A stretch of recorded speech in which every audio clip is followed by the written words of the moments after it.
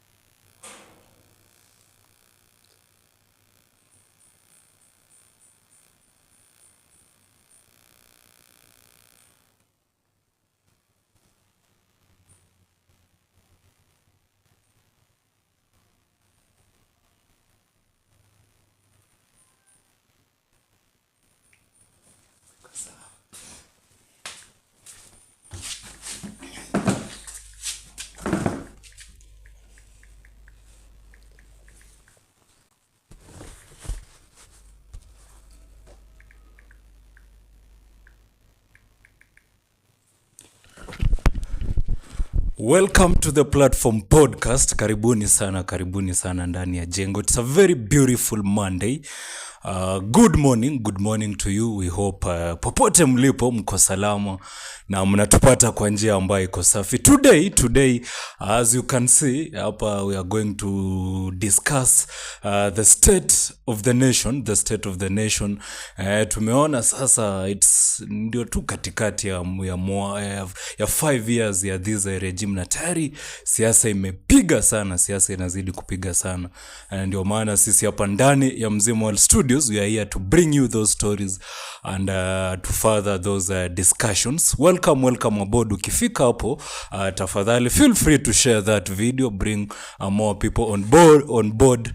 Alafu muone tu jinsi ambavyo mambo itakuwa ikifanywa hapa ndani ya Mzima World Studios. This one is Mzima World Studios, tukiwa hapa maeneo ya Kapsokony. If you have not followed Mzima World Studios, juu unangoja nini? Fika tu hapo kwenye follow button and follow us on all our social media platforms: Facebook, TikTok, X, Instagram. Alafu one jinsi ambavyo mambo inakuwa, utakuwa unapata live updates of everything that is happening in Kenya and in Mount Elgon at large. So karibuni, welcome aboard. Ukifika hapo niambie pia mnanipata kwa njia gani, mnatufuatilia mkiwa pande gani. As you have seen today, I'm not alone. Tutakuwa tukipiga gumzo together with my director Derick kipkorir. Siku mingi uko hapo nyuma ya kamera, but today tutakuwa tunapigia mazungumzo hapa ndani ya Mzima World Studios. Ukifika siku zote huwa tunasema hapana kande. Ukifika tuambie unatufuatilia ukiwa pande gani, au ukiwa maeneo gani, na tuambie unatupata kwa njia gani. State of the nation. Tukisema state of the nation, what do you understand? Unaielewa kwa namna gani? Tukisema state of the nation, what do you understand? Natumai Natumai mnaipata kwa njia ambayo ni shwari kabisa, kwa njia ambayo ni shwari kabisa. And also feel free to share this particular video. Good morning. Derick, salimia wasema. Good morning, the state of the nation. Kuna vitu interesting kama what is happening in the country. Kuna watu wengi wanadi ni text ati yo sijui nini tribalism or nini, but I don't, my head is not around tribalism sana. Lakini among the things that make the state of the nation today is the current political state of Kenya. Unaona kuna Wamnyoro Express. Mnyoro Express imetamba sana. Watu wanapanda hii express wanaenda Wamnyoro huko mali former DP anachunga ng'ombe. And then we have the president who has been in Western. Alianza Cheptais last week. Alianza Cheptais akaenda, ilikuwa Kakamega, first ever bonus. Na sijui mbona watu wanazoja. Na hiyo ndio imeleta shida sana, and I think those are the things that we are going to discuss. 150 million bonus ya watu wa Miwa. Kuna hiyo mambo ya Wamunyoro. I've seen Wamunyoro Express amesalimiana na Martha Karua, and we remember in the last elections venye hiyo siasa ilikuwa. So a lot is happening. Na pia hapo in East Africa situation, DRC, umeona what the president has said. Sijui kama anaweza wachezea, but you can even play that clip. Hapa kuna ndio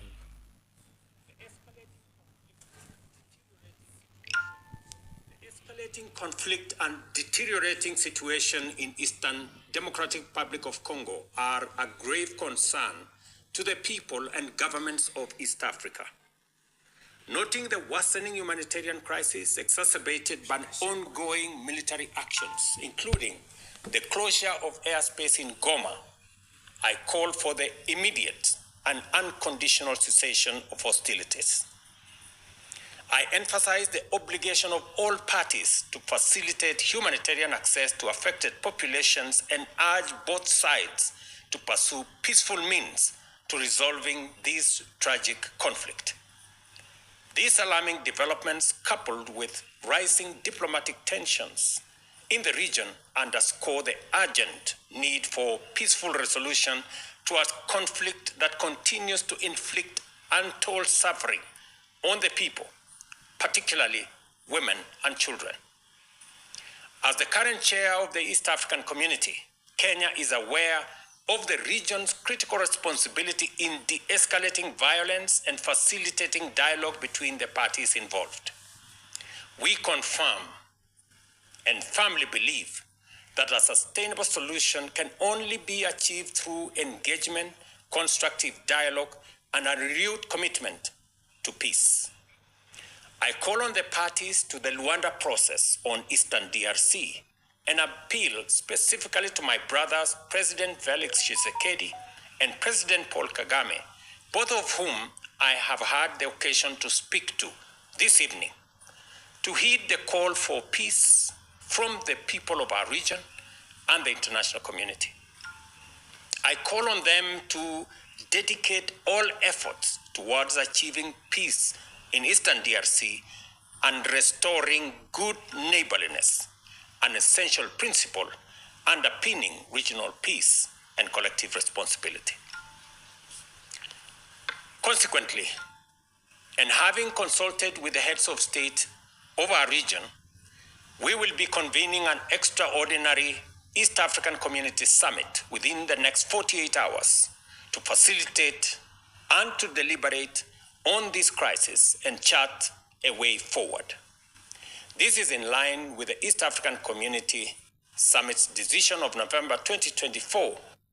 Yeah, that is the voice of the president and also the chair of the East African Community. Yeah, what do you take of his voice? Yeah, the president amesema the current leadership in both Congo, both in Congo and Rwanda. Unajua the problem in Goma is we have African Union. M23, which is affiliated with Rwanda, and then we have the FRDC, which is the army of DRC. So they are fighting in Goma of, I think, the control of Eastern DRC. So so FARDC,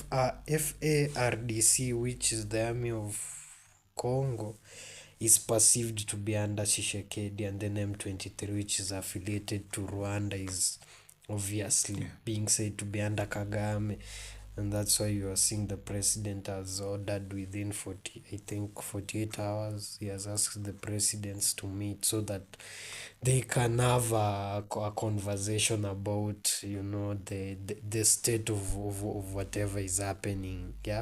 So I think that is what I see. Let's hope there will be peace, because there is chaos there right now.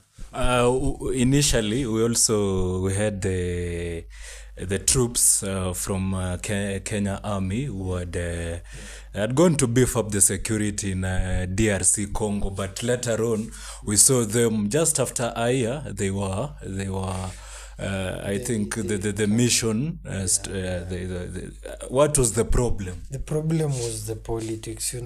Kenya is DRC is a sovereign nation. Kenya needs, if it goes there, it's in good terms with the current regime, and Kenyans are peacemakers. They are not going there to fight against anyone, you see. So if there is a situation where FARDC, which is the army of Congo, is in a situation that is trying to like fight the M23 and bring suffering upon them, because you saw even Tshisekedi's re-election was based on I'll bring war to Kagame, you see.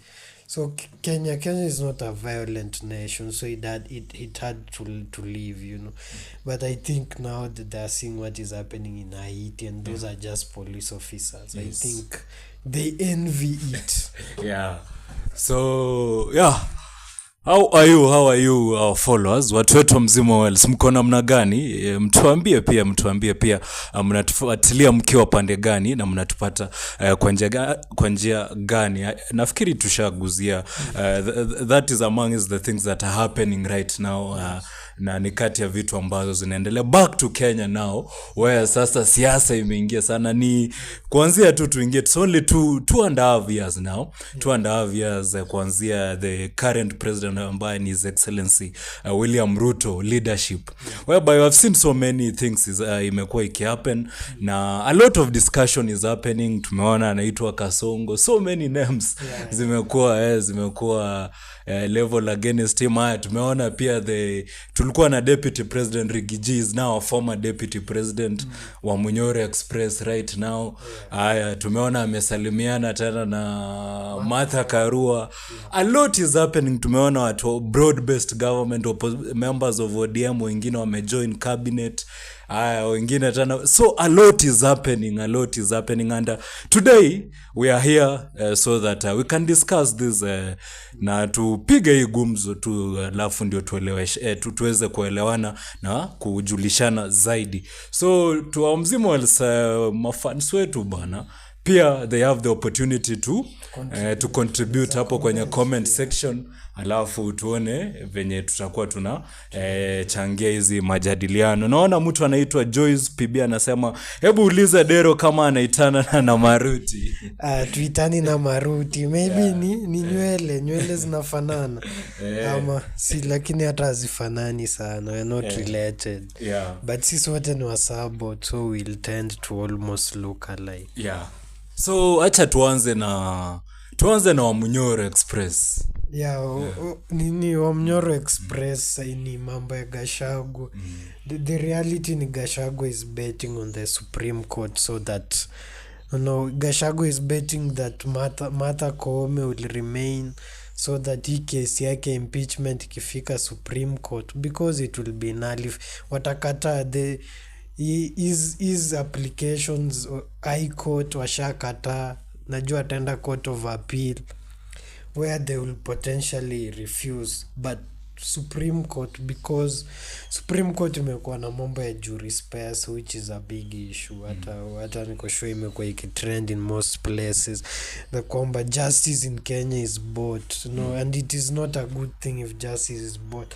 So the most interesting thing ni what is going to come, because Gachagua has, I think, sworn the kwamba he'll hate Ruto until he dies. So he's putting all his money there. So we are waiting to see, but I pity anyone who will fall for his trap. Yeah, because it is impossible that we can just follow one person with no ideology, nothing.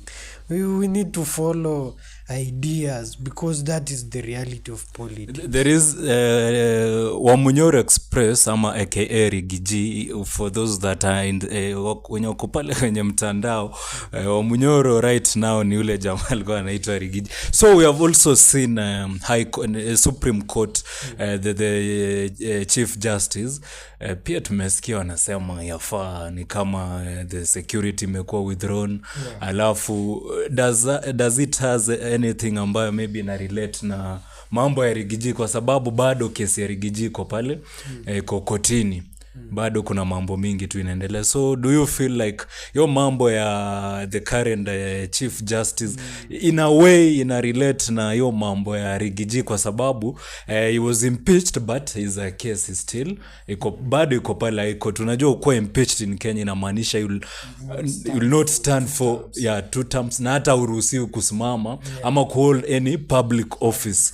And that is the situation whereby Rigiji yako saizi, but is still tunaona ana mobilize. Kuna ile in quotes and quotes anasema Gen Z wako under him. We are not very sure, but that is what saizi anasema. But si hata we ni Gen Z, are you under him? Hiyo ndio the question.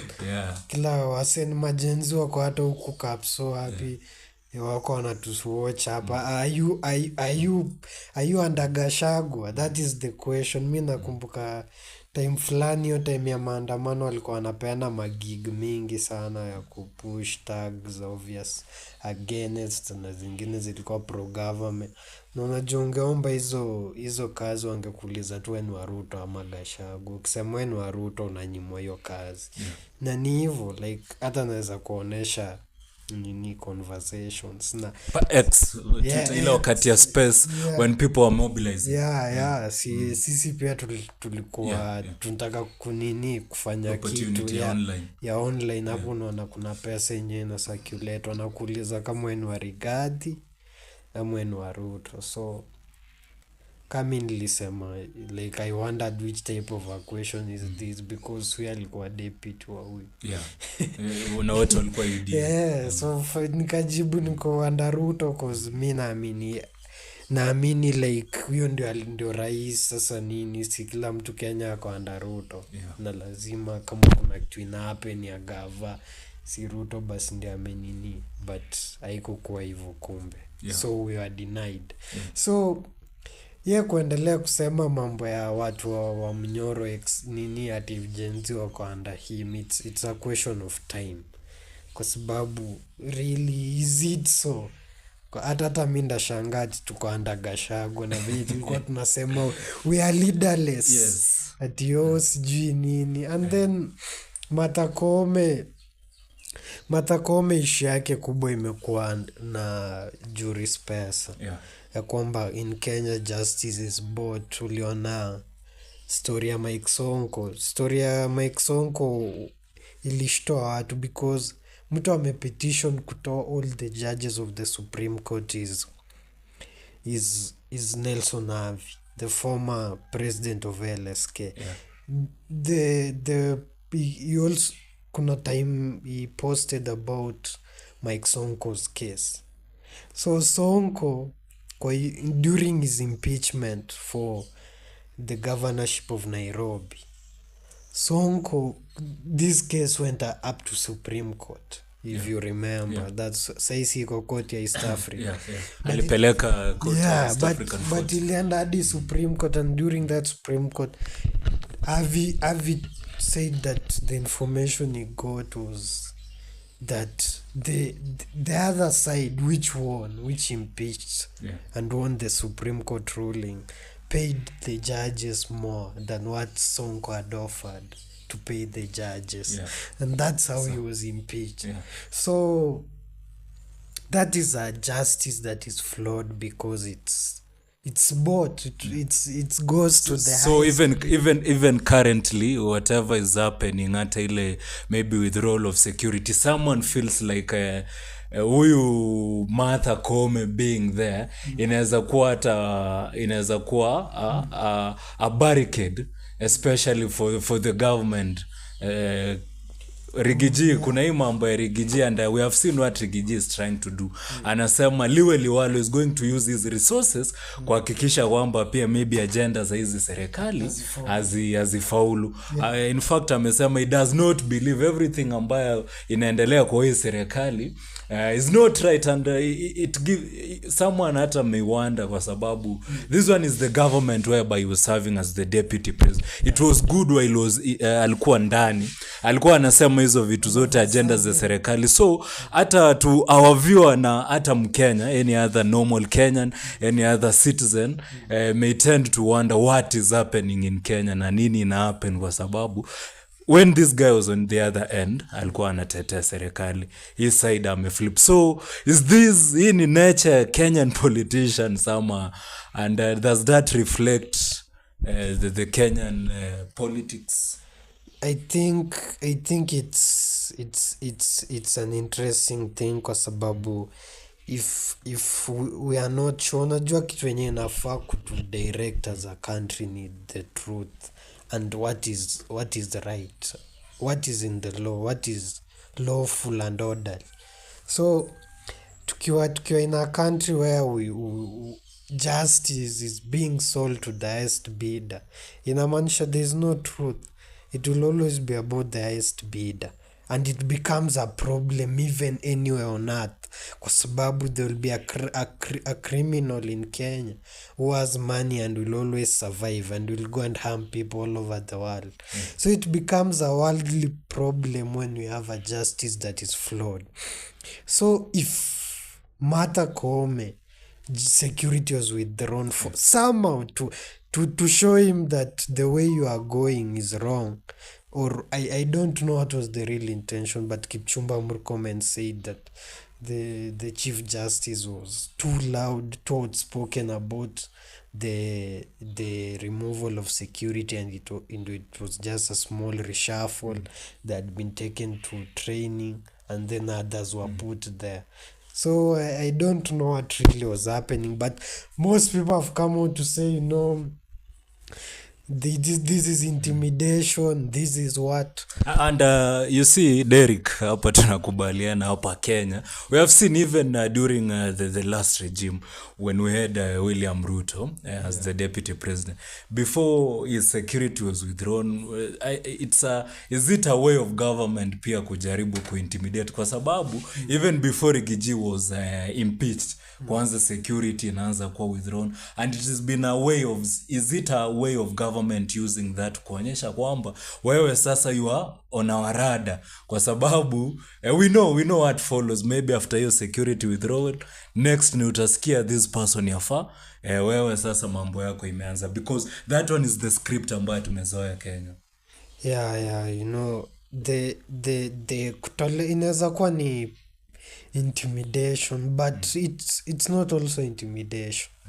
It is part of unajua kitu yenye hatuna kabisa kuhusu situation ya Martha Koome ni the truth about what really happened. No Murkomen is saying tulitoa 4-5, we only changed 5 police officers, and Martha Koome is being guarded by 29 police officers.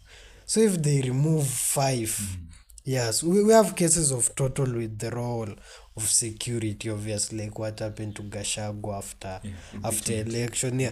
That one may be said, that is a intimidation strategy, or like they're just trying to tell you are a no one anymore. You remember Murkomen when he was being removed as Senate majority, they told katikati ya njia, and these people During were- COVID, in fact, it's during COVID. during COVID and katikati ya njia, and they brought the media to stream it. Yeah. How Murkomen cars was being removed.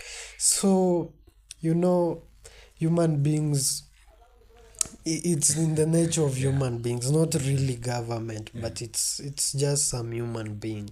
But if even when Trump got into office the other day, he removed all the security from Fauci, and he said it doesn't mean because you have ever worked for government you are entitled or you must be given security. So there's also that situations where someone has left government, is outside there, we si mbunge bado, maybe you're no longer a governor, you're no longer in government, so why should you have security? We have seen Rigiji when the president was in Western for 1 week, he so bitterly na alikuwa na respond sana, naambia watu wa Western. That one is the same theatrics ambayo the president used when he was campaigning in Mount Kenya, na naambia watu wa Mount Kenya, do not fall for that. And we saw the president was for 1 week he was in Western, na alianzia hapa Mount Elgon Cheptais, interdenominational prayers, whereby we saw pia aliweza tu kupromise very many things in Mount Elgon. Aliweza kupromise soko in Cheptais, soko in Kipsigon, some schools pia wakapata pesa, of which I hear, nasikia I'm not very sure kwamba some of those monies have been delivered. We saw the president akakuja Bungoma, akakuja Chwele, he's been in Bungoma, ameenda Kakamega, ameenda Mumias, he's been Budalangi, amekuwa Bumala. What do you think of that? Yeah, the president trip in Western ndio imekuwa what has really proved that for a long time watu wakuwa wanajua what was the problem between his excellency and his deputy. Yeah, watoto walishanga, these people are in a tussle for what? But the reality in the tour of Western has proven what the president wants for the country, and what he means. Unajua, sometimes you can just hear someone but you don't understand what does he mean really, because if the president is saying we will not leave anyone outside, what does it mean? Kikuyus are even saying that the because of what Dan Wanyama said in Cheptais ya kwamba we tuta-isolate ile mlima, tuko na hii mlima already, na utapata hiyo ni statement yenye ilisemwa, and Gachagua, I don't know if he's in his right senses, because he alleges that the president used to tell him what to say. So especially ile maneno ya shares. And who is telling him now what to say, because he seems basi yakuwa mtu mwenye anaweza jisimamia. Alafu tena apart from him, anasema yani, kwa sababu Dan Wanyama alisema wanataka kutenga, tunaweza achio mlima na tushikane Kenya wengine and we shall still defeat them. To Gachagua, he means na already yako anasema ati wako wanatoa watu wetu kwa serikali, ndio Martha Koome. Walitoa Gachagua wakaweka Kindiki, who comes from the same region. So what do you mean? Watu wetu wako wanatolewa. Half of the ministries in Kenya CS ni wa Kikuyu. Tunaweza taja Alice Wahome, Lee Kinyanjui, Mutahi Kagwe, just recently appointed. In fact, the wale replacement wote were from the same region. Justin Muturi from the same region, Rebecca Mia from the same region. Almost Eric Muga from the same region. From the same region. Like ambassadors, like it doesn't make sense. Now it should be something that should be questioned thoroughly, kwa sababu what does it mean? Because if the president is bringing everyone together, does it mean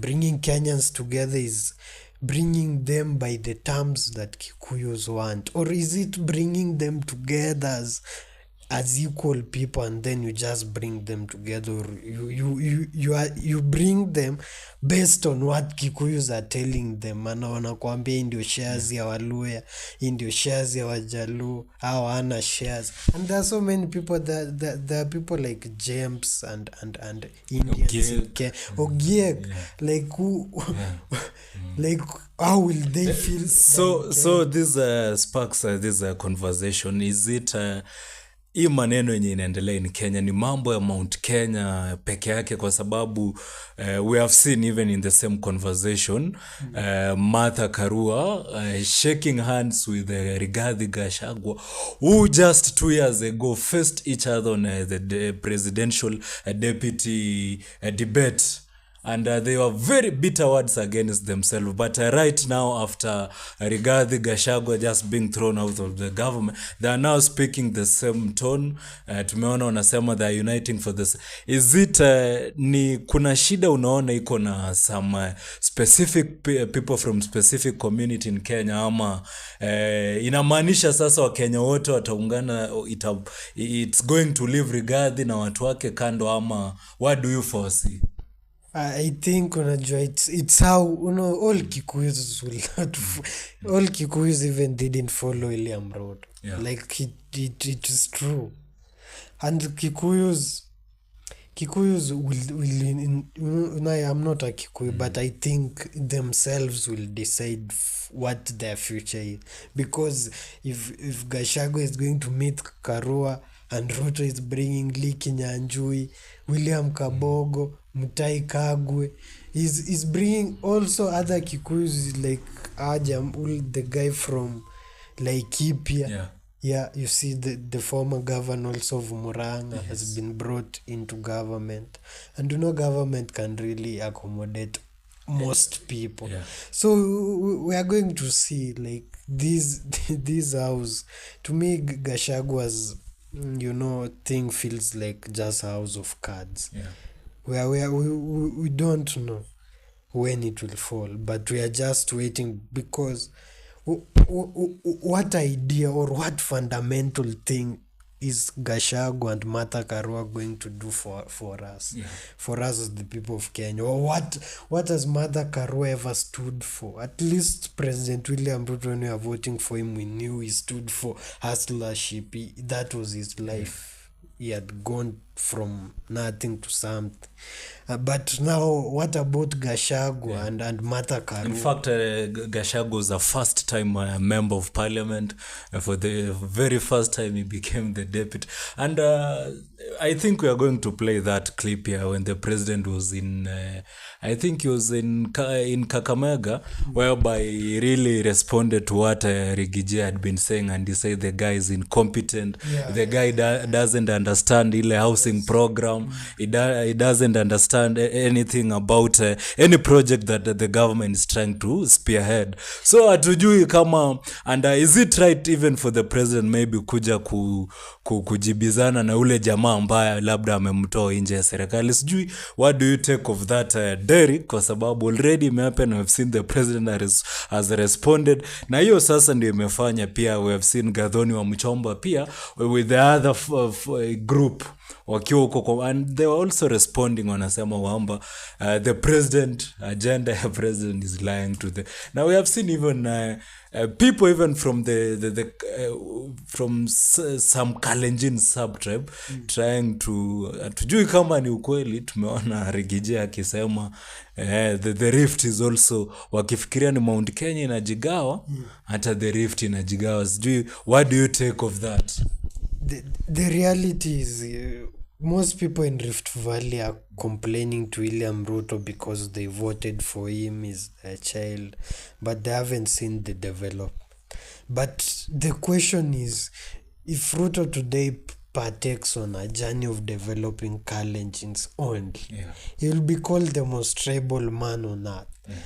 And tribalism in Kenya is something that Gen Zs and those generations that are coming don't like, or no one in Kenya really likes tribalism except those that benefit from it.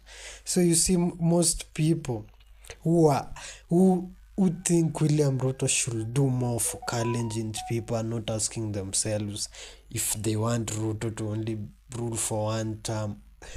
What do they really want Ruto to do in such a situation where Kikuyus are like they are moving out of hand, and then there is no money in the country. Like there is no money. Politics is becoming is firing up. Kikuyus are becoming a problem. Every day they want more. They other groups like those of Gachagua who are removed recently from government are going against now. Now will William Ruto only come to Kalenjins? He needs to go to other tribes, and going there means taking development there, so that those people feel this guy feels us, like what he has been doing, what he has done to the lawyers. For the first time they have a bonus of sugarcane. 150 million. 150 million For the first time. People forget that during Kibaki's time they killed that those sugar industries. What did This is what the president had to say. Kuna wengine tuliwapatia kazi because of incompetence, kwa sababu haelewi chochote, kwa sababu ni watu wa wizi, watu ambao ni matapeli, watu ambao ni wafisadi, watu ambao wako na chuki, wanagawanya watu. Hiyo biashara yao ilizama. Na mimi nataka niwaambie, watazama na kuzama na kuzama. Na ndio umeona ameleta viongozi wengi kutoka mirengo mbalimbali. Wale walikuwa pamoja na sisi wakati wa campaign, wale walikuwa na mrengo mwingine. Sisi zote we are pulling in one direction to develop our country. So that was the voice of the president. Also you can just say, the president saying this man was incompetent, didn't have any idea about affordable housing, universal health care. Let Rigiji tell us about those things. And we have some people that wanasema the president has been really doing a lot, lakini amekuwa akikosa ule deputy president mwenye maybe will ataenda pale nje sasa kuuza zile agenda ya serikali yenye the government has been doing. Today we have seen that the government has been doing a lot. Kuna hii maneno ya affordable housing, we have a universal health coverage, of which watu wanasema shift is working. If you have not gone, we have testimonials, watu ambao wanasema na watu wanasema si kazi ya mwananchi kuja sasa kusema shift is working. Hiyo ndio ilikuwa kazi ambayo the president labda alikuwa amepatia Rigathi Gachagua. But they are saying that Rigathi Gachagua failed to explain to the people what the government was doing. Sijui kama you so agree with that, ama hiyo tu ni wale wase kwa political space kidogo wanajaribu kuleta kusema ya kwamba the impeached deputy amongst the things enye ilifanya maybe akakuwa he failed to say, because wanasema President Ruto has been doing a lot. Except enye wanasema hizi zingine kasongo, but wanasema that one is now what Rigathi failed to sell that agenda ambayo the president has been doing.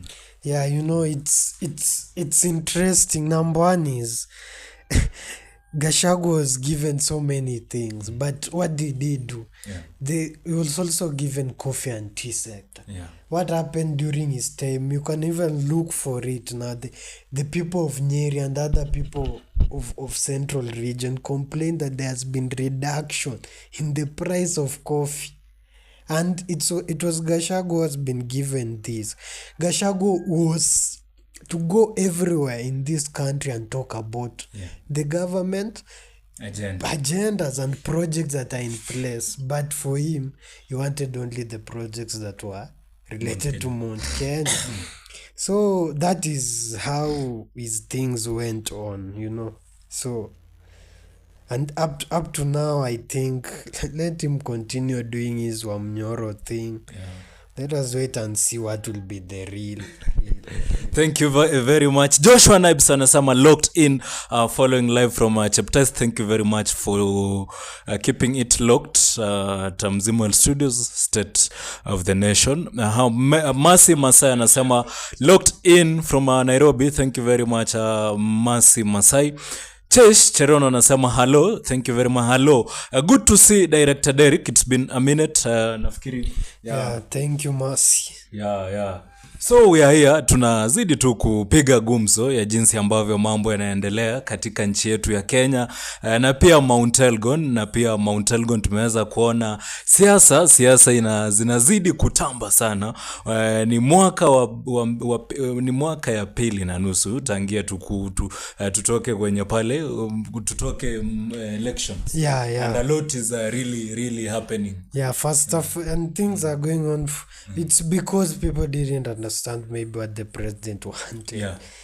Now there is this thing whereby mambo ya taxes by then imefanya the president amechukiwa sana juu ya taxes, na sijui what do you take of that, kwa sababu I think this one is the only president wanasema amekuwa akitax. Do you unaona value ya hizi taxes tangia Ruto aingie, the value of him taxing Kenyans more? I think the value is now being seen as, like, recently, I don't know if many people on our platform know something called Moody's. Moody's is a financial rating firm from New York. It removes Kenya from negative to positive in terms of outlook. It means Kenya now can get more capital, like can get more investors from, because it is on a positive outlook. It means if I come and invest in Kenya, I'm sure I'll get something. Yeah. So, and that is what every investor wants. And apart from that, it means we have managed our debt. Yeah, so, and these were the things that were I think were the problem in this country, managing the debt, which had become a problem in this country. You remember the debt, almost going into a debt trap with China. They're almost taking the Mombasa. When the president wakati Ruto alikuwa anaingia, those were the conversations that were happening. And even Uhuru Kenyatta went on to privatize it to prevent it from being taken. And then Ruto, among the first things he did was to return the Mombasa port, which was a sovereign and a strategic asset for the nation. So the debt crisis has been managed. That is what Moody's report shows, that Kenya is now a place an investor can come. Its debt is manageable. It means we can still borrow. In terms of a dollar exchange, what do you see? Yeah, the dollar, first, that part of the dollar has really made our debt really manageable, because if the dollar dropped from 169 to 129, it means we have saved around 40 shillings. 40 shillings for every $1 that we'll be paying for those debt. So we have like cut our debt by, like, I think some like 20-15% of our debt has just been cut by reducing the dollar versus shilling, rating. So now Kenya is in a manageable situation where people now will be coming to invest, and if it happens, so the economy will become better. And I don't think that means Ruto kumi tena. Najua ikishakuwa Ruto kumi tena, I wonder what will really happen, because it will be now his legacy. 5 years, the last 5 years, it will be his legacy. We have seen things like stadiums are taking shape. Talanta tumeona by December inaisha. Bungoma we have another new stadium. Eldoret, Kipchoge, Keino, Kasarani karibu inaisha pia renovations. I was telling someone, if you don't think Ruto is working, just go around. Maybe the people of Mount Elgon feel like they've been left behind, but they need to ask their leadership. Yeah, and now on the issue of Mount Elgon, let's now come to Mount Elgon. We have seen in Mount Elgon zero developments. You cannot compare Mount Elgon with other constituencies kwa sababu what is the gauging line? Si tu ati kusema Mount Elgon iko nyuma ya kimaendeleo. It's not, huwezi sema tu ati unaenda pia unafanya kitu ambayo maybe unaenda kuangalia what other people doing. You compare the monies ambayo other constituencies are being given and compare it with Mount Elgon. And if you look at Mount Elgon, the state of the roads we have been there. Si ati ni kitu ambayo for us at Mzima also we have done a ground zero. Hizi barabara ni mbaya. They are very bad roads in Mount Elgon. Ukiangalia hizi all connecting roads na mkulima zote ni mbaya. And even our schools, ukiangalia the conditions of us, many schools hazijafika zile standards zenye maybe they are needed kufika. Ukiangalia health in Mount Elgon, in as much as health ni a county, it's a devolved function, but still mwananchi hataki kujali zita devolved function ama mwananchi anataka kupata services. So Mount Elgon, what do you take Mount Elgon tuko wapi if you look at the general picture? Yeah, I think if the same farm will rate Mount Elgon, it could just, I don't know, it could even not rate. But the problem with Mount Elgon and why they don't have development, maybe it's their leaders. I'm not sure what is happening. Even there was the Council of Elders and there was the seers have been doing their things because we really don't know what is the problem with Mount Elgon. But if you as a person is questioning the problem with Mount Elgon, then you need to question your leader, because the president is the leader of the whole nation. He leads up to Coast Eastern. Even Mnyoro is under him. The whole play is under the president. And then the member of parliament constituency, governor, county, and then MCA ward. So in Mount Elgon, you see the president comes and launches nothing. Like the other day when he came to chapter, he only came for prayers. Yeah, but it's a denominational prayers. But you have seen his trip of Western. Yeah. How many things he has launched. Yeah. So many things in Busia. There is Derick was launched for now. I think fish farming. Yeah, fish farming and rice farming. Yes. And then Nasewa, the industrial park. Yeah. It was launched. And initially, Busia, there is a campus when the president last toured there. Yeah, Alupe, right? Yeah. And this time they also went for Alupe Dam. Yes. Now you see projects. Yeah. The president is doing things outside there because it's not being done at our place. Yeah. So we can't see them. But if you go here to just Bungoma, you see Webuye, Matula airstrip is there. You go when you reach Kandui, the stadium, the Masinde Mliro stadium is there. Yeah. A very big market is also being just opposite it. You go Bungoma, the Chepkube, or what is it called? Chepkube market, which is also being constructed. Think Kamkuyo market is being constructed. They have started Misiku market. Kimilili market is under construction. You see, things are being done simply because they are not being done here in Mount Elgon. Some people feel the president is not doing it. But the question is, why is he not doing it? Yeah. Even last year, December, the president launched a very good offices for Tarbos, I think sub-county offices. Very beautiful offices. Yeah. Why is it that maybe it is not happening in Mount Elgon? That is the question the people of Mount Elgon should ask themselves. What is wrong? Because we don't speak to the president directly. We have people we have sent to both parliament, if it is governor here in the county assembly. We also have a privilege of having the deputy governor. Whom people tell what they think he should go and tell the governor to do. Yeah. So those are the reasons why is because number one, we haven't questioned our leaders on what they bring. We just question them on which tribe they come from. Oh, is he from our clan? Is he from our side? Oh, he comes from Kapsokwan, he comes from Mount Elgonista, is our person. Yeah. Yeah, we really haven't questioned. It's better to have development than just to have one person in office. Yeah, so that is one of them. Another thing is, where's Mount Elgon?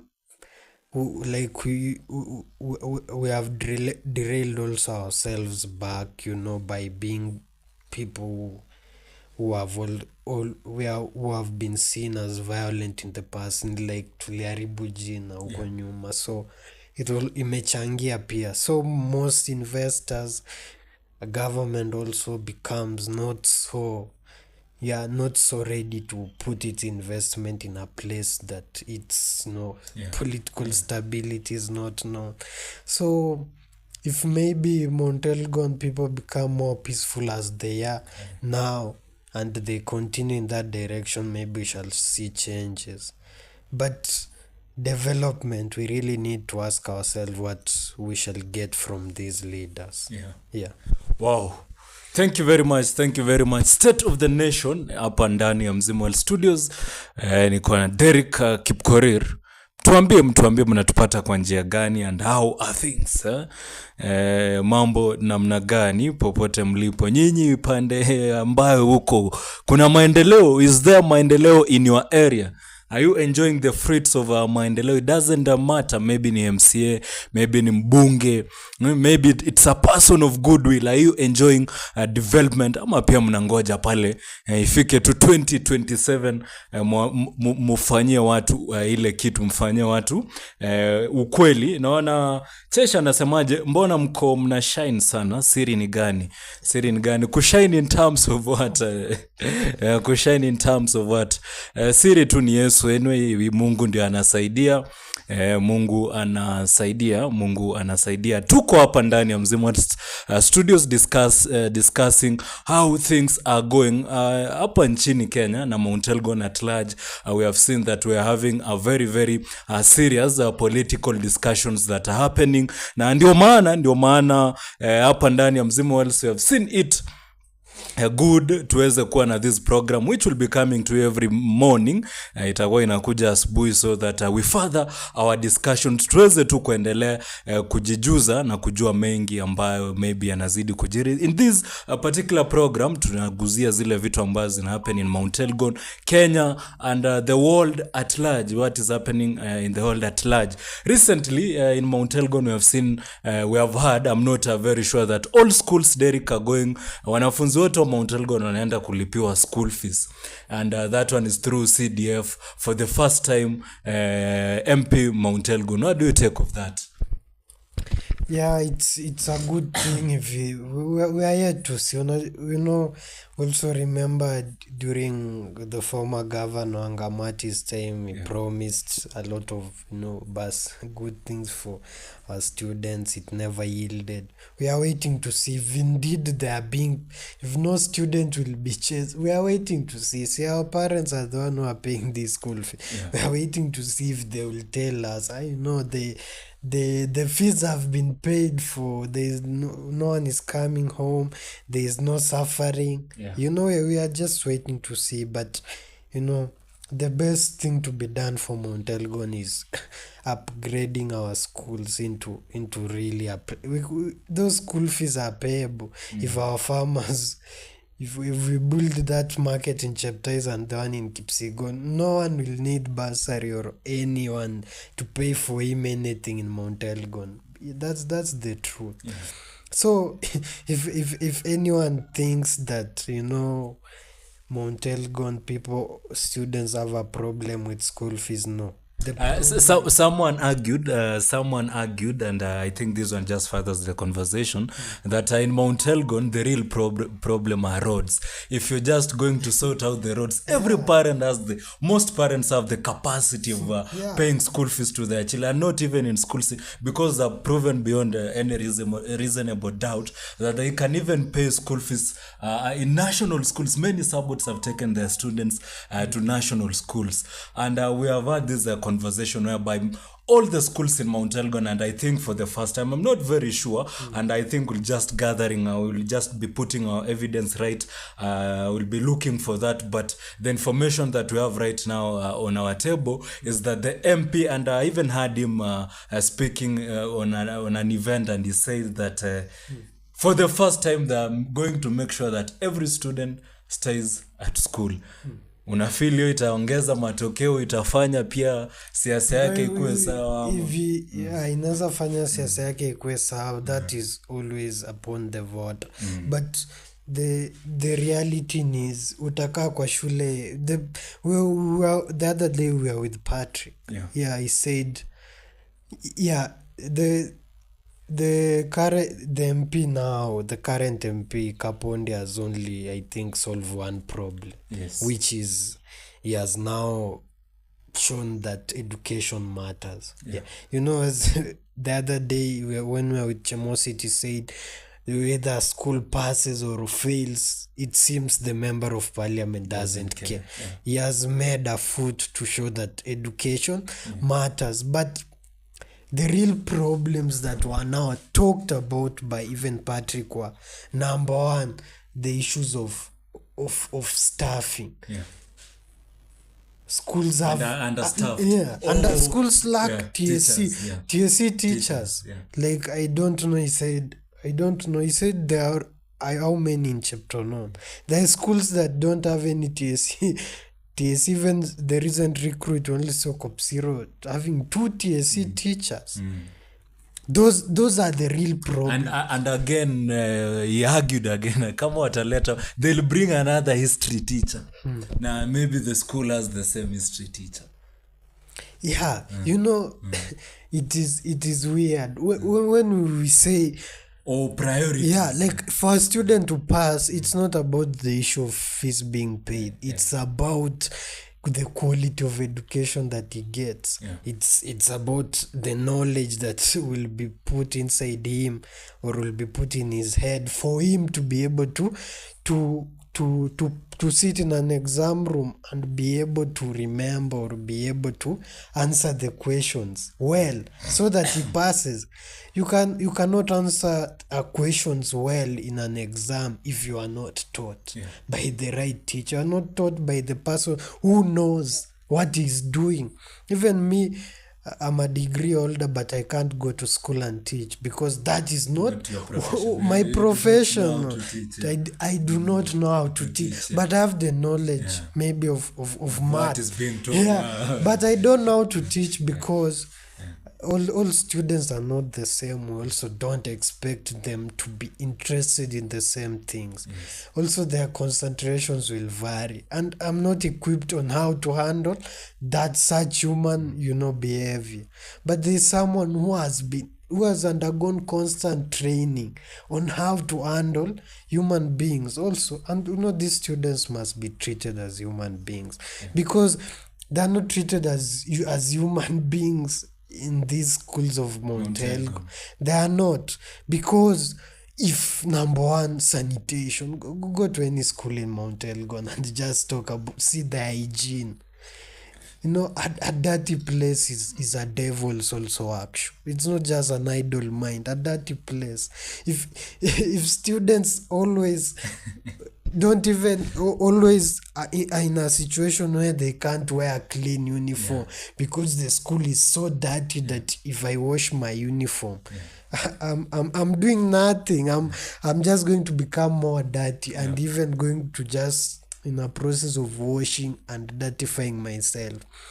And anyone knows that in a dirty class there is no concentration. Someone is somewhere coughing because dust is entering him. And there are so many complications, and this is what is affecting our students. This is their concentration being affected because of the sanitation in our schools. At least every school must have someone who washes at least the the toilet, so that even some of these students who still go to school barefooted, imagine when they go to the toilet, how is it like? Don't you think they no longer even want to be there? They don't want to be there. They think now it's their problem and what have you. But if really we want to help our students, I don't think paying their school fees, they'll just be in school. But what next? What next should also be talked about, because what next? What next? Yes. Let me read this comment as we continue. Tesi, she's saying, Abel, niliona mtu akisema ati wasilipia watoto walikuwa wapi tangu form 1 ati waunde njia. So Abel, we are thinking the same. I'm typing and boom, you're saying it. Nasema ile kitu fulani. Yes, unajua nje ikiundwa no one will need kulipia. Win Mount Elgon is not a semi-arid area or a desert. This is a blessed land. It's a blessed land. So it is true. Parents banner from Mount Elgon can pay their own school fees. They just need to be empowered, build the roads, better hospital, the shard, the things that they cannot do for themselves. For themselves. But paying school fees and even raising and giving birth to children are their own work. Let them be.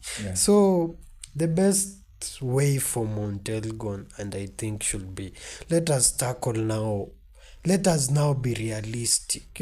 If in the past our parents passed because they came from the poorest of the poorest but went to the schools that had the environment to make them go ahead.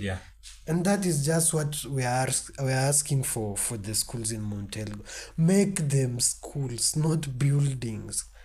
And just building and land and uniform people. Just coming in and walking. Make it a school. Wow. Very, very wonderful input. Nafikiri we are educating ourselves, we are learning, and we are changing the narrative. We are changing the narrative. If you are following this conversation, you also have a chance of contributing to this particular conversation. What we just have to do is to text on our comment section. Just put your text there. Any language, andika Sheng, andika Kiswahili, andika Sabot, will be able to read that particular text, your contribution, and we further the conversation as we change the narrative here at Mzima Wells Studios. I'm with Derick Kipkorir hapa ndani ya studio tukiwa maeneo ya Kapsokon, where we are coming to you live from. This one is the state of the nation. We are discussing about how things are being done and happening in Kenya right now. We're having a lot of politics happening. We're having a lot, it's just January, it's a new year 2025, and kama kawaida mwaka mpya huwa na mambo mengi sana ya mwaka mpya, and it's among the things that are happening, and sisi tu hapa ni kuhakikisha kwamba tunakuwa na hayo mazungumzo so that tunaweza kukuelimisha, we entertain you, we educate you, na tuhakikisha kwamba kila kitu shwari. Niko na Derick Kipkorir, kwa siku nyingi mmemzoea akiwa pale nyuma ya kamera as my director, na leo tuko hapa mbele ya kamera kuhakikisha kwamba we continue to further the conversation. Yesterday majamaa wa Manchester United, kina Dr. Will, kina Brian K, Mercy Cherono, I know they are very happy. Waliweza kuangukia bao 1-0 na Fulham yesterday. Nafikiri that one iliweza kuwatoa number 12 kutoka number 12 14 to 12 I think. but sisi Arsenali bwana tuko number 2, timu kubwa, and that is very very wonderful. That one, hizo tu zilikuwa events za jana, those were yesterday's event ambayo nafikiri ilikuwa game ya jana usiku. Leo sijui kama tuko na game, but Chelsea pia waliweza kufanyia ile kitu. Majamaa wa Chelsea wameweza kunyamaza kinashama. The noises ya saizi ambayo utasikia tu ni ya acha leo jua alishinda, acha nisiseme mama United, Manchester United. Inatuweka saa ngapi? Inatuweka saa 4 na dakika 54. Also now, you know, the IBC. Yeah. Now the president has selected a panel. So many people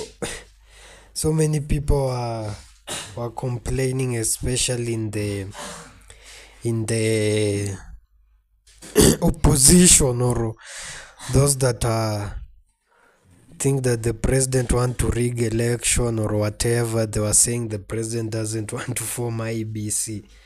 So the president has gazetted appointees who will be vetting the nominees to become the commissioners. So among the nominees are Kiome, Linda Gaki, Olo Adams, James Evans Misati, Nicodemus Kipchirchir Bore, Koki Muli, Grignon, Caroline Kituku, Tatuya Andrew Kipkoech, Nelson Makanda, Fatuma Saman. So the people have a problem with the IBC being formed. I think even Sifuna has tweeted and said it's tunaendelea vizuri, the journey is continuing well. So the president has finally gazetted the people will vet the nominees or will vet the commissioners to be for IBC. So wherever you are, najua the president has nothing bad, I think, for the nation. But it's also interesting that most people are saying some things are not going well. Those things are the ones which are really going on well. So you can't tell me the president also has a problem and he has formed IBC. So let's wait and hear what the other people will say now. They will say in future regarding to now, because IBC is formed. Let's wait and see and hear their next complaint. So also the nominees will be sworn in by the embattled CJ Martha Koome. Yeah. And I think he's saying he'll pick Jew women of integrity, will inspire trustworthy confidence in the electoral body. But it's interesting, and so many things are interesting, but I think Martha Koome, goose is already cooked.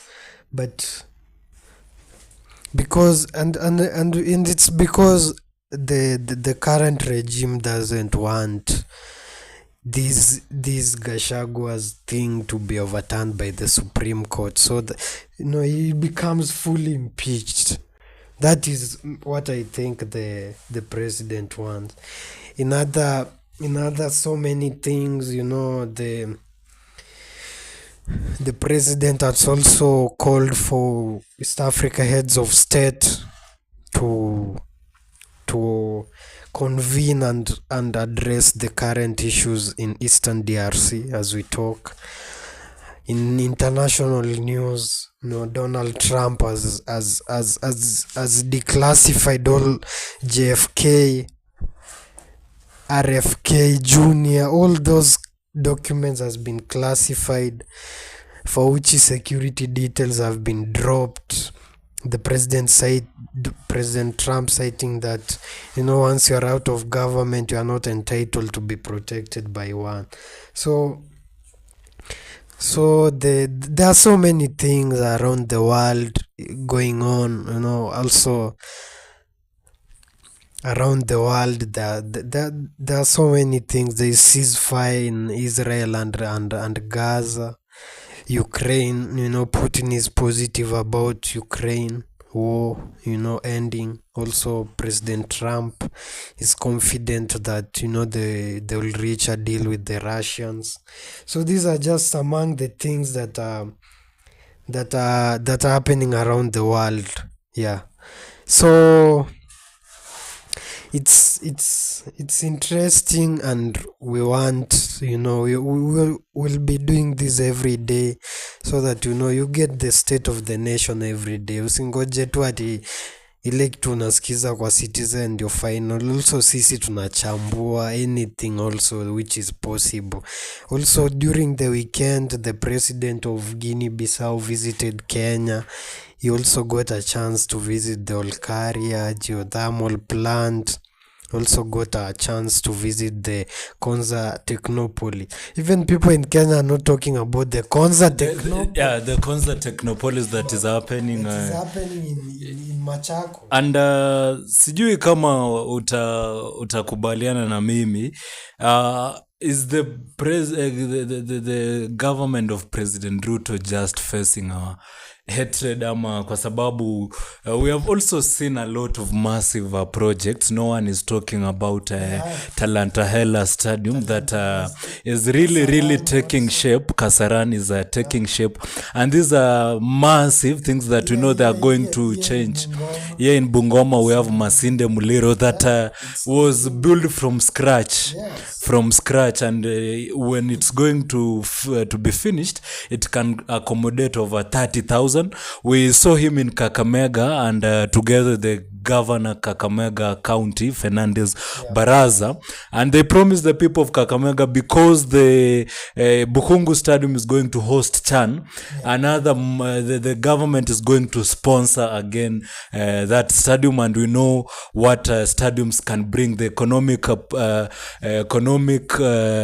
essence of stadiums, because through CHAN we'll be having very many funds, very many players from international countries coming aboard. We've also seen through this regime massive turnaround of universal health coverage, which is now going to cater for everyone.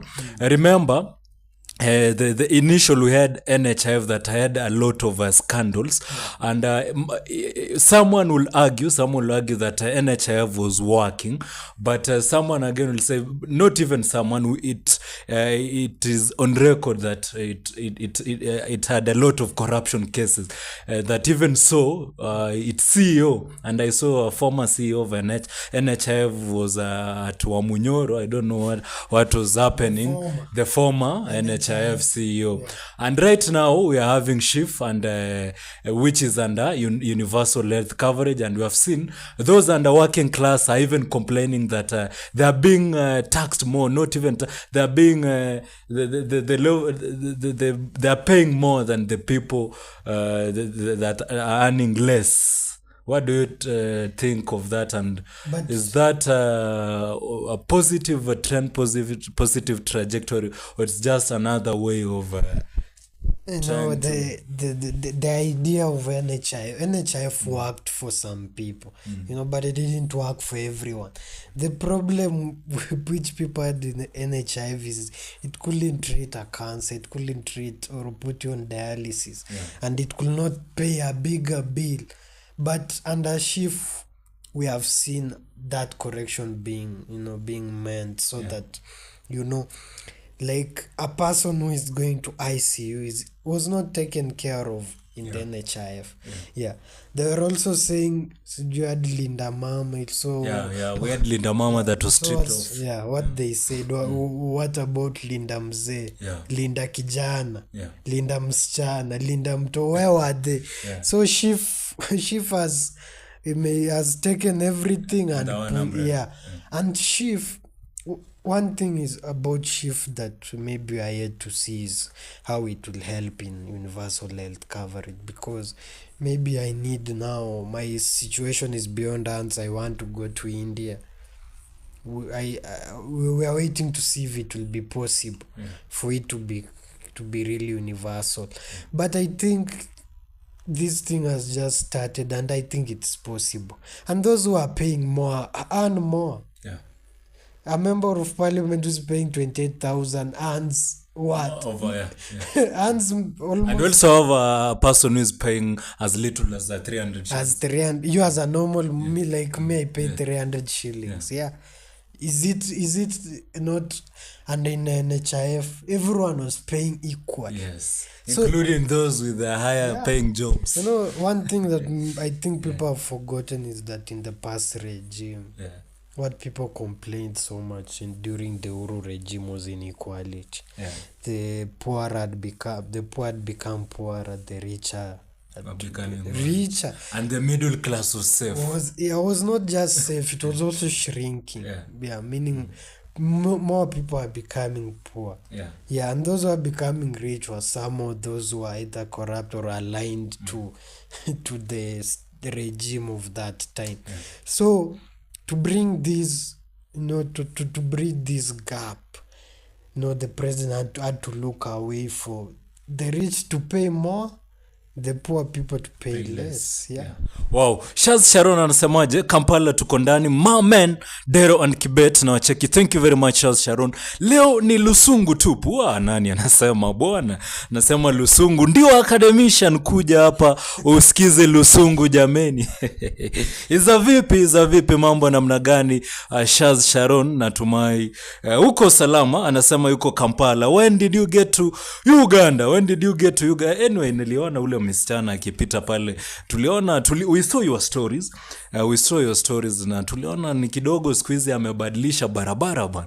Siku hizi ni kama anapita amesema yeye sasa na Didmas same WhatsApp group. And that one brings us to the conversation of Bungoma County. Bungoma County sasa. We are now going to 2027 right now, tuko na Governor Lusaka, lakini siasa Bungoma County imeanza kuchemka mbaya sana.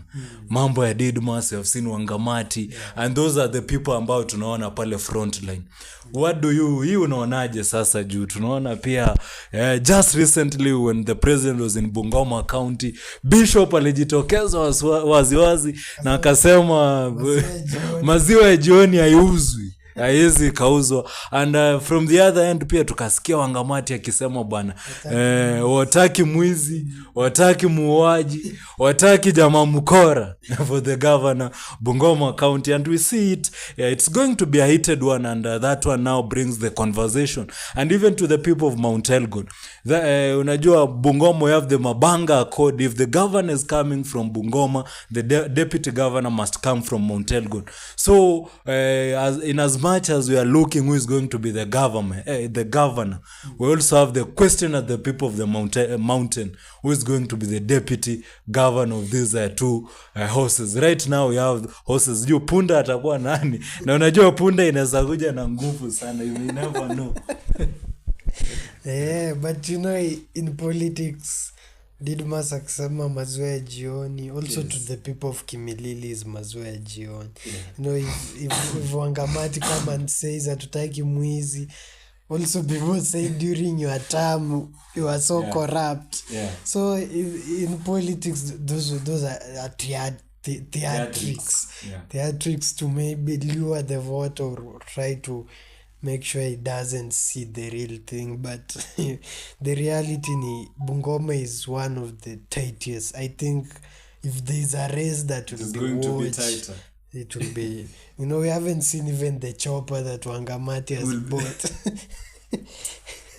And we have been told that it's bought one. If politics is some kind of competition. If Didmas buys a chopper, Wangamati buys a chopper. If Didmas comes and say this, Wangamati come and say this. So they are competing. In reality, there will be the two horses that will. And due to that, the reality of Bungoma County now sets in. Bungoma County is not just a place where you can just come and say because you are Didmas or because you are Wangamati, You automatically governed. become the governor. Yeah, the only person that can really become governor in Bungoma by doing so, it may be the speaker of the National Assembly. But for it may be an automatic for yeah, him. for him Papa or Roma. yeah, but for Didmas and Wangamati, it's an uphill task, and I think also the Mount Elgon will play a big role. Yeah. Like if Mount Elgon, but also if you look at Mount Elgon, really,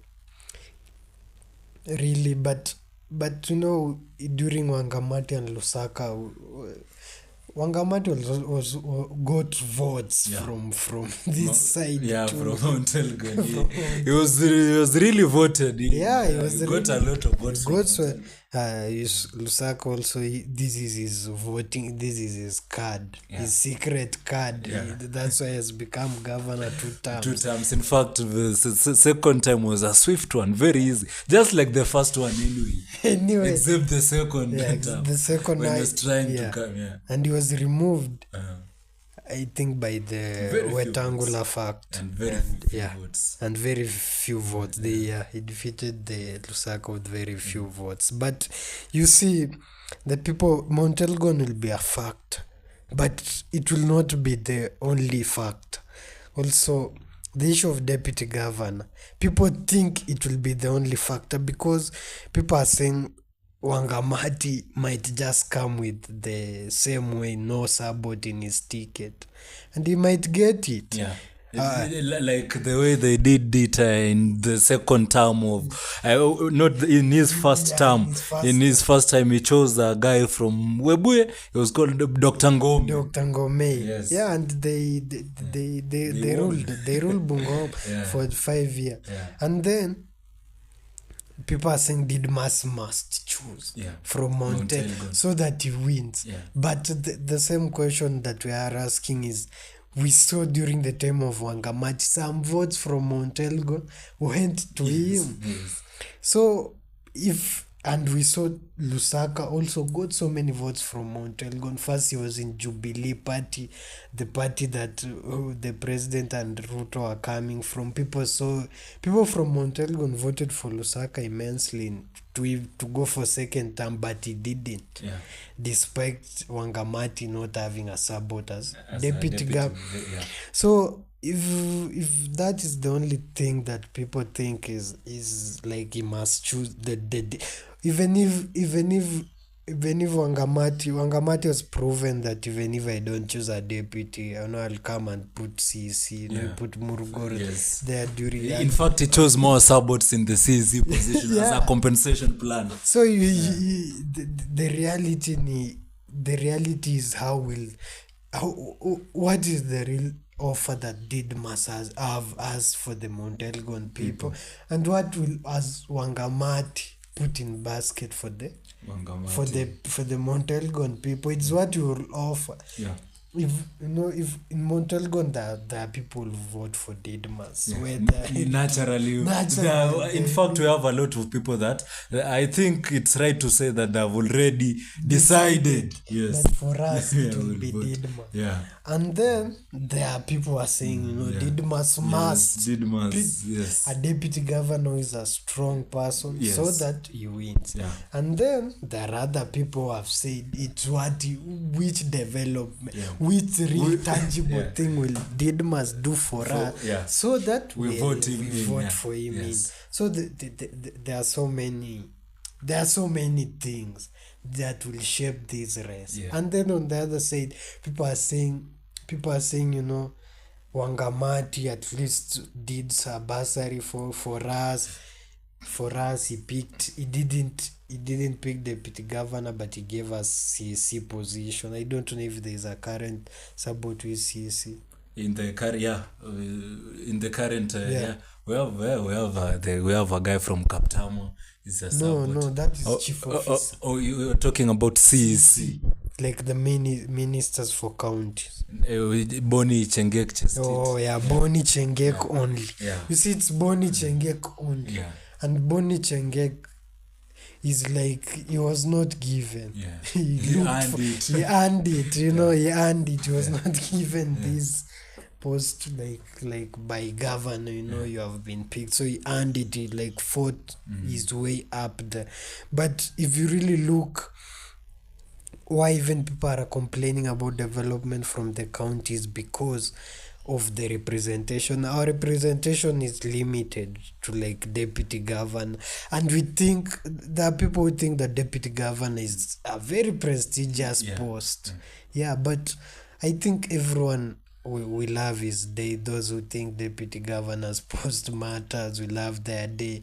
Those who think it is the number of CCs and chief officers and representation that we get in the next Bungoma government, think those ones will what really matter. Love their day. Those who think it is development and really what must be done for Mount Elgon to transform, we love their day.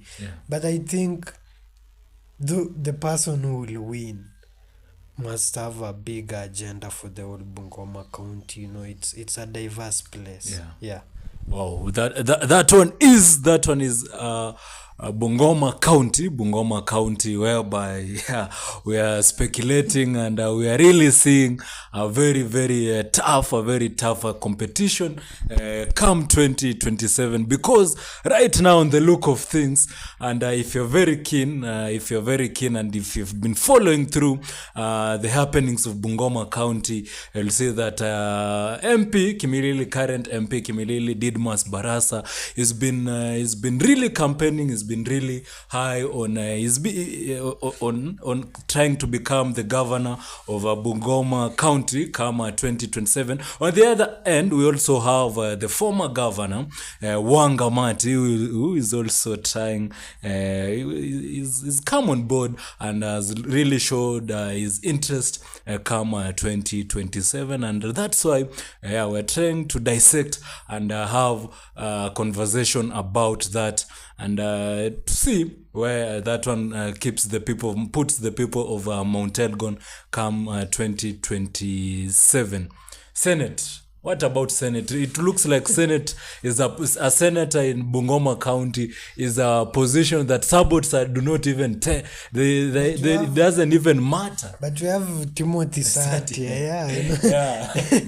Maybe people should go behind Timothy Satia so that he becomes a formidable force for becoming the senator of Bungoma County. And I don't know why people think deputy governor and governor only belongs to the lawyer. So we should have sabots who are daring enough and saying, let us, you know, even the best way to get the best deal is to really go like that, like is to, you know, is to attack, is really to go as if you want everything. That is the best way to attack. The best time to really get the best deal. Let's go to the table and, you know, let someone say, I want to be governor or senator from Mount Elgon, and we, the people of Mount Elgon, we are not voting for anyone else. This person. Those people need our votes.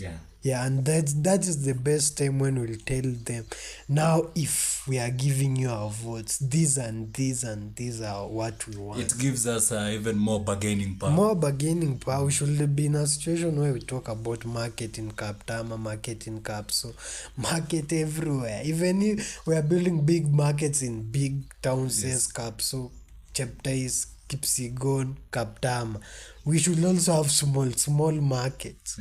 Why is it that in Kimilili there are so many markets until people are there are more spaces than people selling?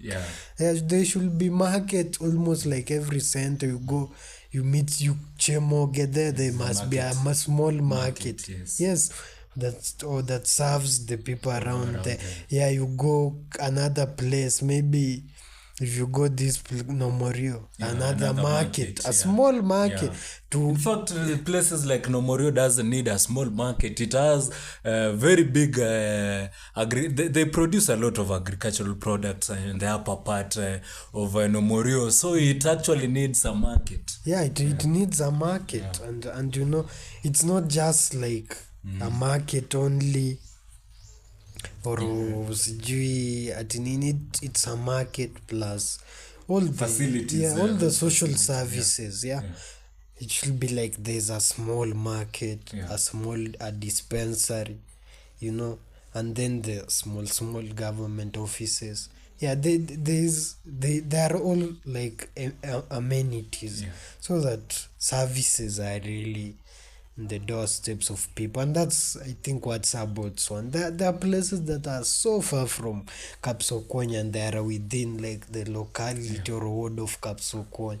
We can't say that the market in Kapsokony will serve the people in Sender and Samboch. It maybe it will serve them if it will serve maybe a person who comes and sells his thing in Kapsu, then goes back to Samboch at night. But if it is really serving the people of Sambocho and Nini, it's not impossible unless we build a small market there for them, and then small things, so that they become a small thing which is part of a big thing. Big thing. Thank you for that, Derick. Ose Sirimiti Ivan anasema locked in from Juba. Thank you very much Ose. Sash Kips anasemaje? Hello, thank you very much. Sash Kips anasema na wasalimia tu show za asubuhi kweli, we mkwe na sikupoa. Anasema you'll just come and watch it later on in the day, and I think as we plan to come to an end of this, Derick, tuongele bana hapa hii down level hapa bana MCA bana.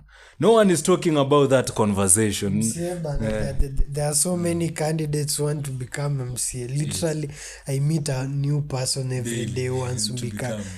Since January started, maybe I've met over so many people, over 3 who wants to become MCA.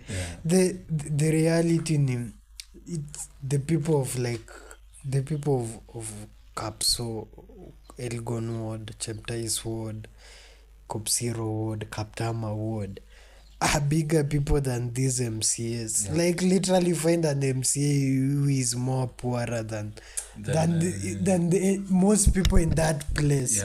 And then like it's like in what I can say in Kiswahili, sisi ndio tunafaa kukali MCA, si MCA kutukali. That is some kind of reality. Like we can't live in a situation where a small man dictates, like it's like we are pursuing nothing. So yes, MCA, let people do what they want to do. Ukitaka anyone wants to become an MCA, let him come and say, like literally I find this seat to be it's not a biggest deal. It's not like even in other countries, like I was seeing in a country like Holland, Netherlands, politicians, they don't have big cars, they use bicycles. You mean nothing to the people, just a representative of the people. In fact, we have other posh professions. People do not want to go into politics because it's just like a normal it's something like people being a president, being a governor, being an MP, those are big, really luxurious posts. You really have power. But an MCA really doesn't have finances, doesn't have power. The power vested in the MCAs today are easily like most MCAs are just bought. Like their powers are easily controlled. But they have some powers, but they lack the financial muscle to show this power. So MCAs, and I don't think Montelgon. Maybe if you get a better MCA, will lobby better, I will speak in the floor of the county assembly, will represent the support people. But you can see, even you remember when we went to, I think it was a launch for the offices of Kapkaten. You saw MCS saying, we are given money by the government. So maybe MCS I don't know, but the constitution is clear. The MC has this really big power of oversighting a government, but because they are not doing it, they are powerless. So MCAs and their posts I don't unless we get a real powerful MCA who is ready to oversight and tell the governor the truth. Even you have seen most of our MCAs across the mountain.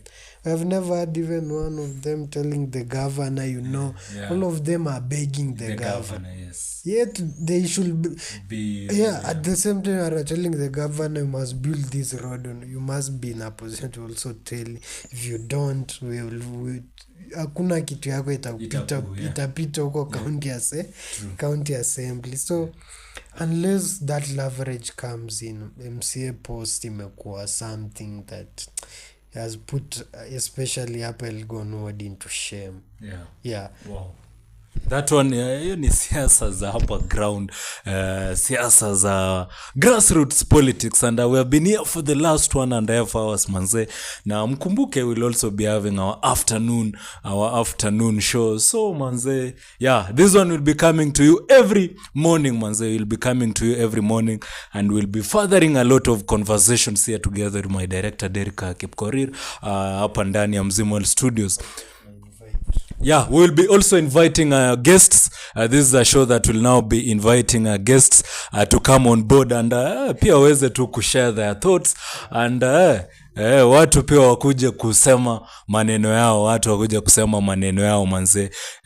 Utakuwa we have that number there. We have you can call this number 1554, and ile 160 ndio number ya WhatsApp, 1697094. That one is our WhatsApp number, and this one of 15547418 is our official. You can call that number and you'll speak to me, na utakuwa ukizungumza na mimi. You can book an interview with us live streaming. You may wonder kama hatuko, if we are not doing this, saa zingine huwa tunafanya live streaming services, we do video shoot services, we also do photography, video shooting, na pia tunafanya voice over. Tuko na artist wa kufanya voice over. Maybe you want your event ikuwe an experience ya Mzimwell Studios, feel free to WhatsApp that number of 1697094 or this number 15547418 via call, and you'll speak to us. Utakuwa umeweza kuzungumza na sisi. Derick, maybe your very last words in this particular show, then tupatane evening. My last words is, let's meet anyone who there have been those guys who have been telling me tutakujaje Mzima, tuongee mambo yetu nini about what is going on. You are welcome. We can host at least 1 or 2 person kwa hizi show zetu za asubuhi, and also anything there about government. Tutakuwa tunawatafutia hizo news about international news that are breaking, international relations. So this is our morning show. It has just started, and we believe it will become better. So join us every morning for the State of the Nation. Wow, thank you very much. My name has been Abel Kibet, and to those viewers, those loyal viewers of ours, manze, loyal, let me say loyal. There are very many, manze, there are very many. We really appreciate you. Don't take it for granted. You have been with me, Abel Kibet, manze. Hao wote wenye wanatumia bundle zao, manze, we don't take it for granted. We meet in the afternoon show. Manze, afternoon vibes and voices. Musikose manze, itakuwa noma sana, itakuwa hatari sana. So kwa wale our viewers wote ambao waliweza kutune in, manze, we really appreciate you. We really appreciate you. Until next time, peace.